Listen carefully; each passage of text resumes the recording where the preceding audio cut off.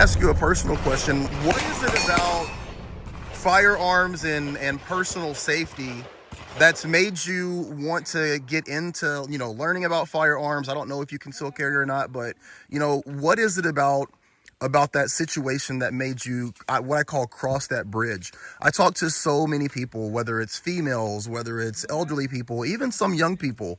And when you talk about the dangers that are, going on in society, you talk about the dangers specifically here in Portland, you talk about mass shootings. Everybody goes, we have a mass shooting problem. Well, to me, if we have a mass shooting problem, that's all the more reason for me to be armed personally. Yep. And be able to protect myself in that moment. But so many people have a hard time crossing that bridge and going, you know what, I'm going to be my own protector. I'm going to carry my own firearm and be, responsible for my own safety.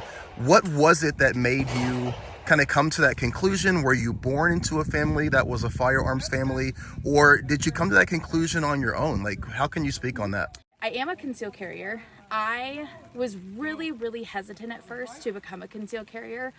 I was like, I don't want that. I don't want to have to kill somebody. And it took a lot for me to cross over into the feeling comfortable carrying. And it wasn't until my husband started carrying that I was like, well, but wait, what if I'm in a situation without you? And I'm in a grocery store by myself and something happens and I can't get to safety and I need to protect myself. And then the shooting at the concert in Vegas, that was a huge turning point for me. And I realized I go a lot of places that are overcrowded or are typically places where shootings happen. And I wanted to be able to protect myself or my loved ones that are with me, whether that's friends, family. And then I went to classes, got more training, went to a fantastic concealed carry class, got a lot of education, and can still educate myself to this day. There's a lot of stuff that I'm like, wait, but what if I'm in this situation? How can I still be within the law and protect myself? When you talk to your girlfriends, specifically people who aren't comfortable around firearms or can never see themselves carry firearms, what's your conversation to them in terms of like how you have taken the responsibility for your own protection? How do you talk to someone that just can't even fathom ever carrying a firearm and knowingly putting themselves in a situation where they're at the will of the person that would do them harm? Mm-hmm. I think that a lot of people don't understand that concept. It's like, you can't pass laws that will keep a dangerous person from harming you, that will keep someone from robbing you, or God forbid, trying to kill you or rape you. How do you have conversations with women that you care about, you love, and you would love for them to take that ownership of their protection, but they're just so against it? How do you have those conversations? A lot of what if questions. What if you were in this situation? What would you do? Well, what if you had a firearm with you? What if, you were in a grocery store and Joe Blow's, coming in saying he's going to kill everybody in there? What are you going to do? You can't run faster than a bullet. You can't always find shelter. And it starts to open the eyes, and then it's I'm afraid of carrying a pistol. And then it's going into all the different options you have: carrying safety, carrying without a safety, carrying a revolver versus a pistol, different calibers.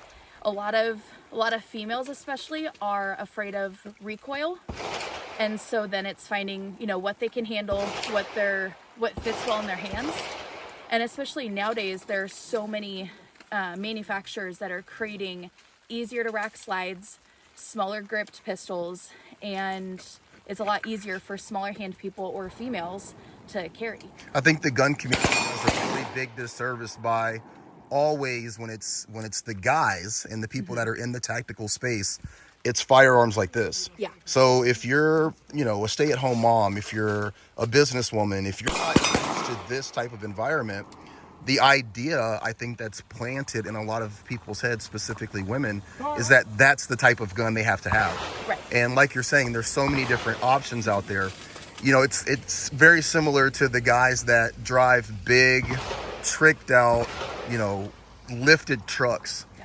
That's not the only option for transportation. You can drive almost anything. So I think you're making a great point in finding what's applicable for each individual person, what is applicable for their comfort level, for their skill level, but then at the same time also offering them that protection. So I appreciate your time and having this conversation, and this kind of opens my eyes up to maybe having more of these conversations, you know. Yeah. So I really appreciate it. Thank you. Yeah, you're very welcome.